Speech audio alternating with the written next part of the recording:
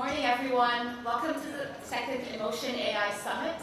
I'm so excited to see so many of you today.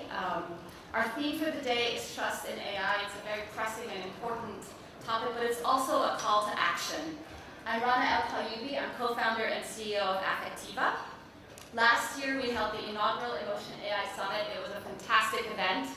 And in the past year, the applications of the technology and the technology itself has advanced so much that here we are again, holding the second Emotion AI Summit.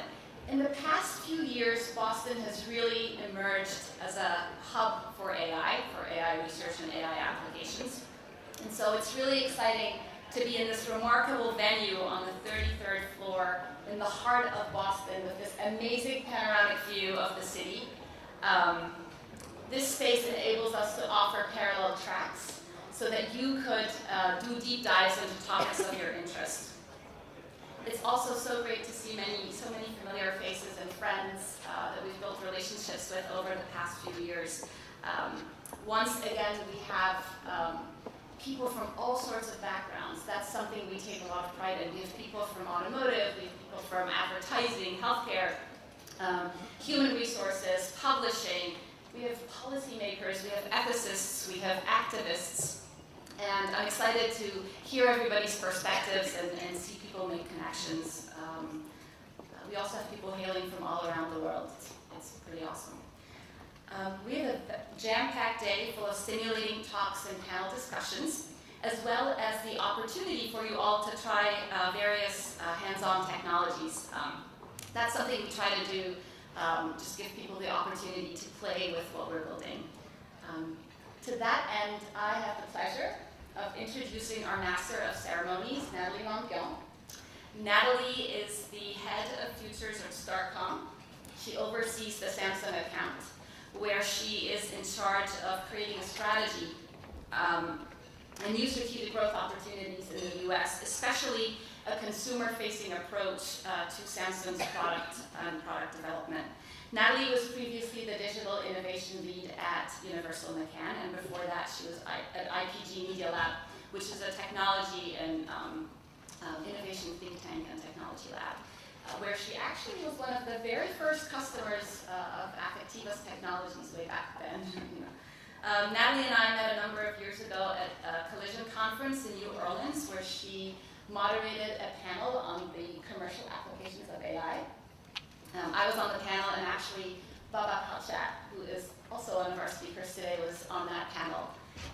Natalie and I hit it off. We just totally kind of got excited about Emotion AI, and we bring very different perspectives to the table on how Emotion AI plays an important role in building human connections and building trust. When we were thinking of who to pick for a Master of Ceremonies, just Natalie came to mind. She is an avid speaker on the topics of AI and blockchain. She's also the adventurous type. So I didn't know this, but there's something called ski touring, where you actually walk up the mountain to ski down. That sounds pretty exciting. So she does a lot of that, and she's also really into exotic and spicy foods. So Natalie is kind of our best choice for an MC for the day. Very thoughtful, articulate, witty, and also funny and fun. So welcome to the stage, Natalie.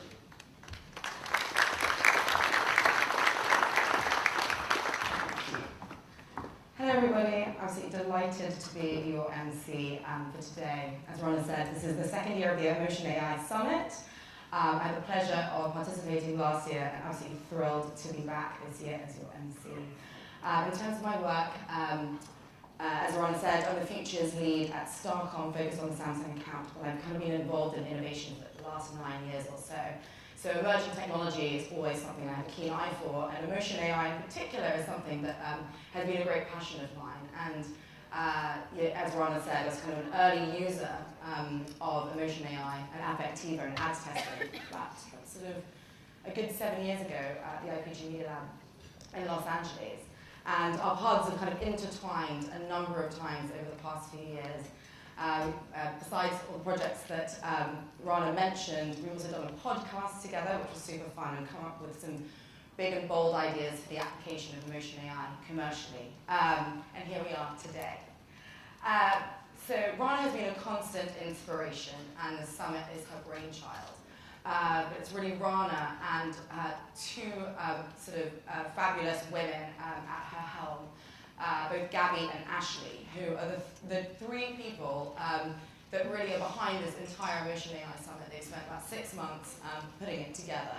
And as you'll see, it's a labor of love. And it's just incredible to think that it's just this merry band of three women that are really behind all of this. So the theme of the summit this year is critical, important, and timely. It's trust in AI. So we're going to be exploring questions like, when should we trust AI to make decisions on our behalf? When can it replace humans in terms of making decisions? How can we teach AI to embody humanity? And when developing AI, whose version of humanity are we embodying? As one man's good is another man's evil. What must AI do to earn our trust? Just to kind of highlight the tension in the theme and the importance of this theme that we'll be exploring today, I'm going to sort of refer back to a report that PwC released last year that showed that 60% of business leaders believe that AI has the capacity, or will actually shape modern society, and has the ability to really fix a lot of the important issues that we face today. At the same time, or almost in the same breath, 67% of them think that AI will erode stakeholder trust. So it's this thing that is going to happen that everyone knows is critically important, but at the same time, there is this massive anxiety around erosion of trust that AI will bring with it. And there's more to it than that. Someone once said to me, sort of in the industry, and it's really stuck, that when it comes to trusting AI, in place of humans, AI's got a lot of work to do. When it comes to autonomous driving, you need to be able, an autonomous vehicle needs to be 100 to 1,000 times more, less likely to kill you than another human being in order for that autonomous vehicle to be trusted. So we can see that this is a complex and an emotionally charged topic, and we have an incredible array of speakers today to help us address that topic. We've got academics, founders, campaigners, writers, technologists, ethicists. They're going to be exploring the challenges and the risks, how they're tackling them, and also address the role of emotion AI in all of this, and where they see the future of their industries going. So in terms of takeaways, we want everyone to come away super inspired, well-informed, and with sort of actionable things that they can take back into their work and daily lives. So just in terms of how the day is going to be structured, there are several talk tracks, some themes, segments for the day. So trust in AI on the go, so it's going to be about transportation and mobility. Then there's going to be trust in AI at work, that's going to be focused on talent acquisition and workplace intelligence. And then we'll have trust in AI at home and in health. And there we will be exploring the next generation of human-machine interaction and conversational interfaces. And the day will also be peppered with other very interesting and relevant topics like trust in AI when it comes to advertising, ethics, existentialism, and more. So just a little bit of housekeeping. Throughout the day, we will have TED-like talks and panels in this room. But this year, we'll also actually have a parallel track in a room which you will find if you kind of follow the signs and walk in that direction. These will be workshops which will dive deeper into specific topics. And we just reference the agenda for details on that. And I'm going to introduce Forrest Hanford. Forrest, where are you? Thank you, Forrest. Forrest is going to be the MC for the day for the workshops. So please look out for him. There will be a series of coffee and lunch breaks, or just one lunch break. In those breaks, please make sure to visit the exhibit area, which is up there where you have breakfast, and also to visit some of the setups and installations there. You'll see Affectiva represented with some demos, and also demos from some of its partners. There's also a robot petting zoo again this year, so be sure to have a play with some robots. There's also a bookstore which you should visit. And then finally, in terms of housekeeping, there's an online Q&A tool, and you'll find the details URL for that in your booklets. So we will have time, hopefully, to address a number of your questions throughout the day. So please feel free to write your questions in.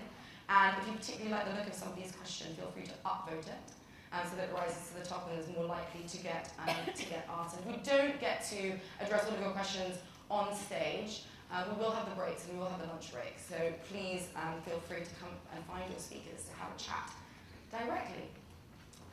So without further ado, I'm going to reintroduce Rana El-Khanoubi formally and invite her to present a keynote to really kick off the day. So Rana is the co-founder and CEO of Affectiva. Affectiva was established back in 2009, co-founded in partnership with Professor Rosalind Picard. And Professor Rosalind Picard is actually the inventor of effective computing. She literally wrote the book on it, and I'm sure it's available in the bookstore. And the two of them together spun Affectiva out of the MIT Media Lab.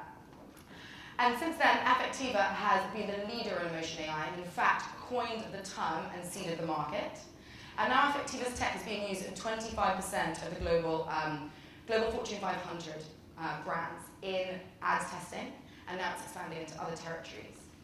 And speaking of Fortune, Rana actually just got named to the list of Fortune's 40 under 40, alongside a list of the most influential young leaders in the world, including Mark Zuckerberg and, of course, Ariana Grande. And besides all of that, Rana is a massive fan of Zumba dancing, to the point that she's actually going to become a licensed teacher in Zumba. I think we all have our kind of fantasy alternate careers, and I'm sure that we can all agree that Rana's fantasy career as a Zumba teacher will remain a fantasy because she'll have her hands full with all the successes to come with Affectiva. So I'd love to welcome Rana to the stage.